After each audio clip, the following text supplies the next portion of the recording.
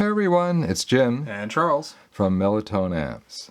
And now that the PCB is basically all populated, it's time to work on the power transformer. And the power transformer is a toroidal transformer that's a universal type. And that just means that it can handle the low voltage regions and the high voltage regions.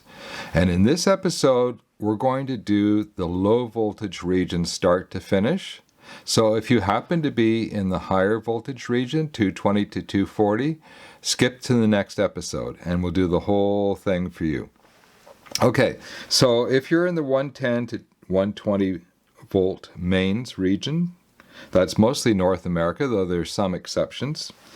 We'll start with wiring up the primary side. Now, in a universal transformer, the wiring on the primary side will determine what the voltage is, or it'll set it to the voltage of your mains power.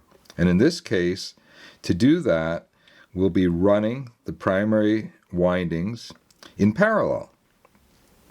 And if you were actually in the higher voltage region, we'd be running them in series. It's really kind of neat how it works. So we're going to, in a second, we're going to go and grab our toroidal transformer. And what we're going to do is we're going to take the violet wire and the blue wire and we're going to twist them together. And we're going to take the gray wire and the brown wire and twist them together. That'll give us a feed for the hot leg and for the neutral leg. And when we're done all that, we'll work on the secondary side. The secondary side is identical. Doesn't matter if you're in the low voltage region or in the high voltage region.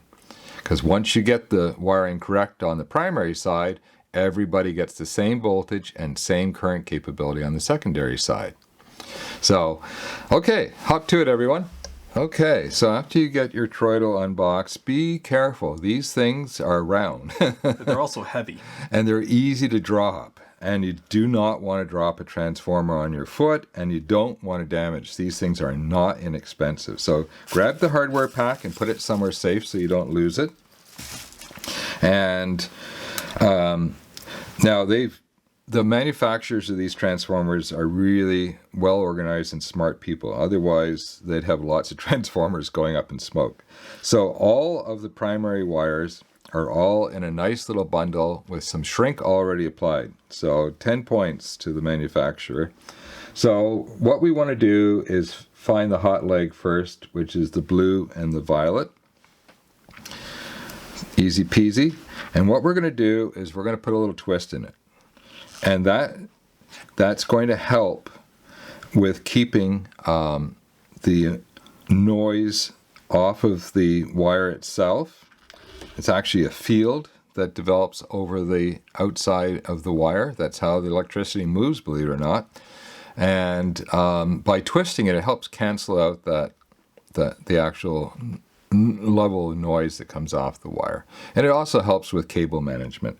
So Charles developed a really easy way to do this. We just take a cordless drill.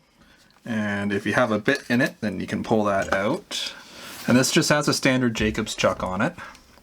So put it in low. You do not want to do this quickly. And you'll need a set of good pliers to hold the other end of it here, because you don't want the twist going all the way back, especially to a transformer, because you can easily pull the windings out and damage this. So what we're going to do is we're going to gently hold the end here with a pair of pliers.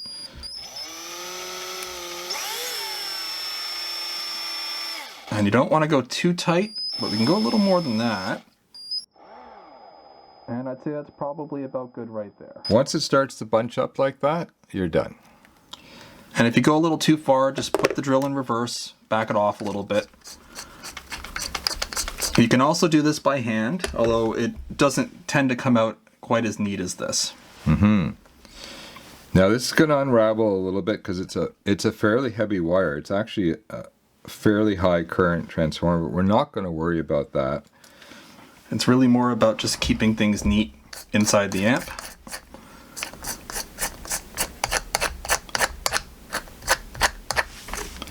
And I'll show you one more time. Let me grab the base, and we're good.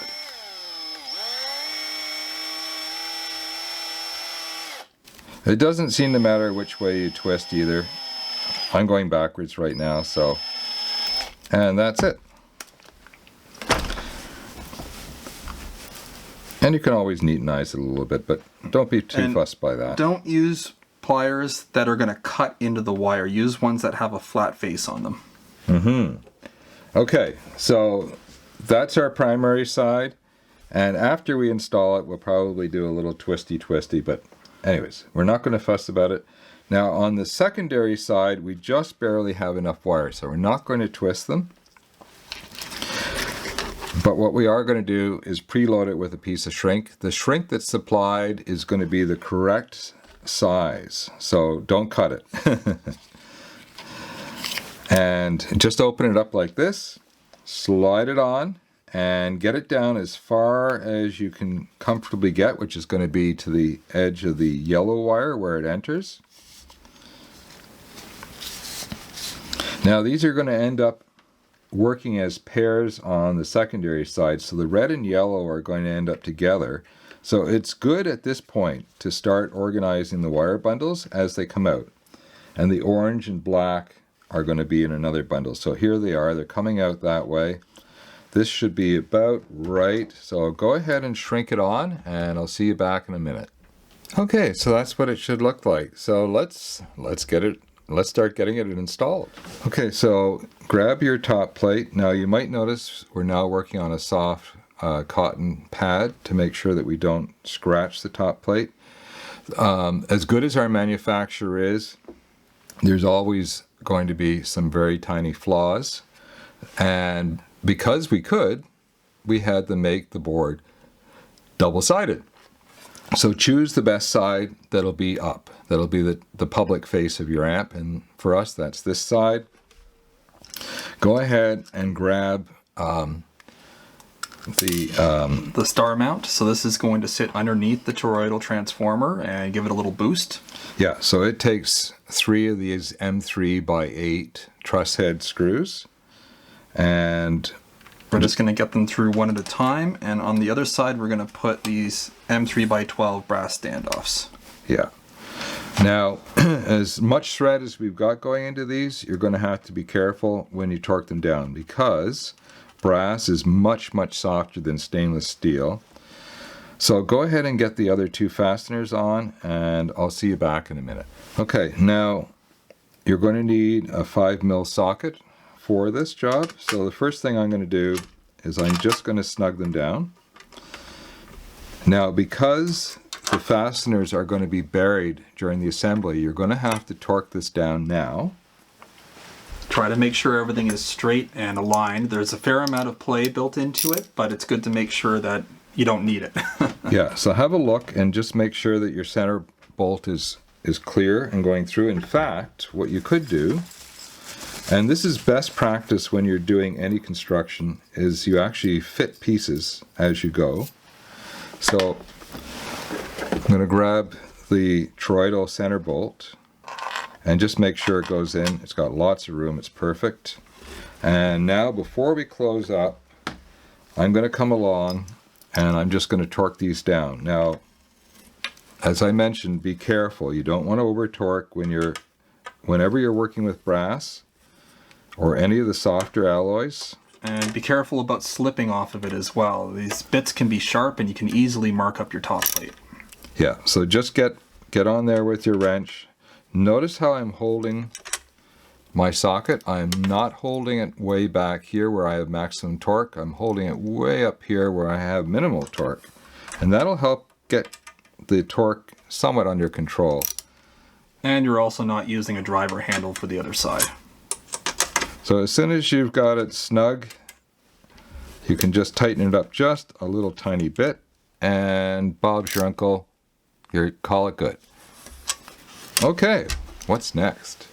Okay, now this is harder to explain than in real life. So this is the way the transformer drops in, right? So you can see you've got a bundle of wires. These are the secondary wires that are heading over here like this. So obviously they're going to go into this hole. and you've got a bundle of wires that are coming straight down, and they're just going to drop straight down into that hole. So let's start by getting the wires through. And watch the ends of these. If you need to, you can actually trim off the sharp tinned ends if you're worried about scratching up the plate. But try and carefully get them through instead of marking everything up. And this is where an extra set of hands can help make easy work of it. And like I say, don't worry about your twist if it untwists, because we can twist it back. Okay. Now, you're going to need to take your big rubber washer and slip it underneath. And just get it in the ballpark so it's centered. It doesn't have to be perfect, just so long as the bolt can find its way through. You see how I've got it? And now we're going to mount the next washer. The smaller one is going to go there, and the metal washer on top of that. Notice how the recess is facing down, and then Charles is just going to drop the bolt right through. And this could be a little bit finicky because you have to get it through both rubber washers and the PCB. In fact, let's lift this off here, and I'm just going to see if I can get it to feed through first. There we go. And you want to get this centered, hold it down with one finger, and then flip the whole thing over. Okay, now there's not a lot of room to get the spring washer in, so I'm going to chuck that out of the kit. You're not going to be going to clubs with your OTL headphone amp, at least I really don't think you will be. So there's no need to put a spring washer or a lock washer on this. So just get down the regular washer. And these are 10mm nuts. Yep. So you're going to need a socket for both ends here, one for this side and one for the other. So we're just going to start gently snugging this up. And it's turning on the other side, okay. Now, caution everyone, we're torquing down against the windings of the toroidal. And if we torque too hard, what we'll do is we'll end up cutting the enamel on the wire, right? So you just want to snug this on and then you're done. So I'm going to show you how we do it safely. So let's get it up on its side. And not drop it. So I've got a 10mm socket on one side and I've got a 10mm on the other, and I'm just going to bring it down like this. And before I get too far along, I'm going to take a look and make sure that my rubber is roughly centered. It doesn't have to be perfect, but somewhere in the center. And I'm going to check to make sure that everything is in the right position here. And actually I could turn that a little bit and that'll make it. See how I've got it more better aligned now? So now I'm going to load my socket in the wrench, and Charles is going to give me a hand here. I'm going to grab this side, okay. And I'm just going to very lightly torque it down. As soon as it starts to get snug, and it looks like it's there, I'm going to call it done. So let's flip it over so you can see what we've done. And it's not wiggling around. I had a nice little bit of compression.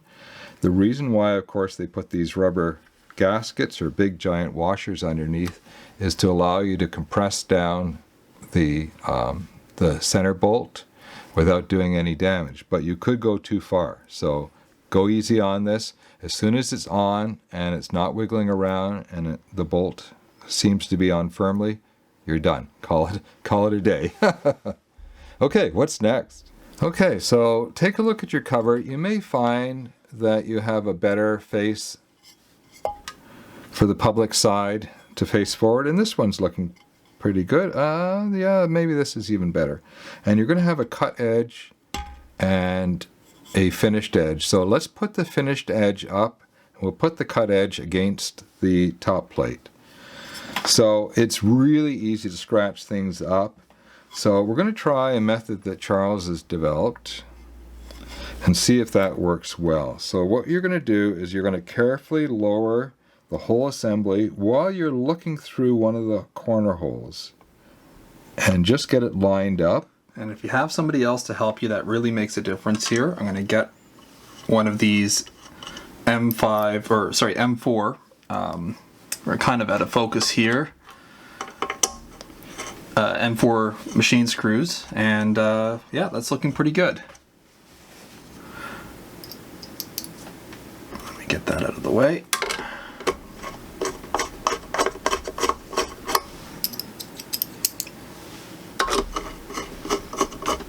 Okay, so just snug them down and I'll see you back in a minute. Okay, so now after they're just snugged down, turn everything over and check for alignment. So this is a good place to look. So the back edge of the top plate should be parallel with the back edge of the transformer cover. And you're on a bit of an angle here on the camera, but from my point of view, it's just perfect. You might have a little wiggle room.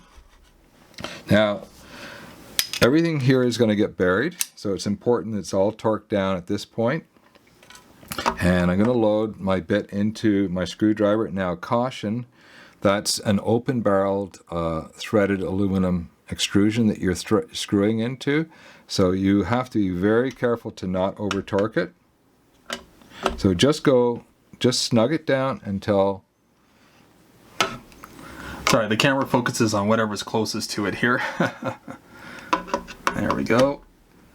Yeah, excellent. Okay, well, that's a big chunk of the job all done. We'll see you in the next episode.